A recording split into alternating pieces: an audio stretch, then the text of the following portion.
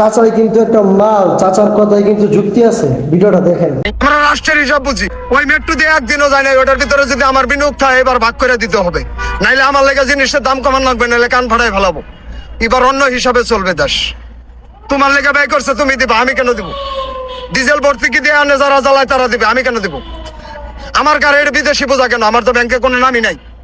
এই মেয়ে, কোনো ব্যাংকে আমার নাম নাই, আমি বিদেশের কাছে কিভাবে জানা হইলাম? দেশবাসীর কাছে 100 বার বলছি, কেউ তো প্রশ্ন করে না।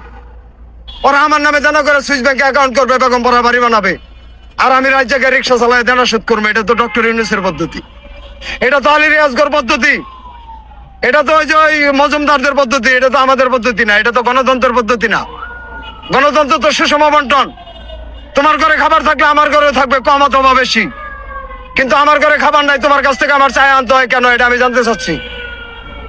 বর্তমান পরিস্থিতিতে আমরা কোন জায়গায় আছি? আমি তো চিৎকার করে বলছি যে 8 প্রকার মানুষের কার্ড হলো, রিক্সা চালকদের কিছুই হলো না। ভিডিওটা সবাই শেয়ার করে দিবেন।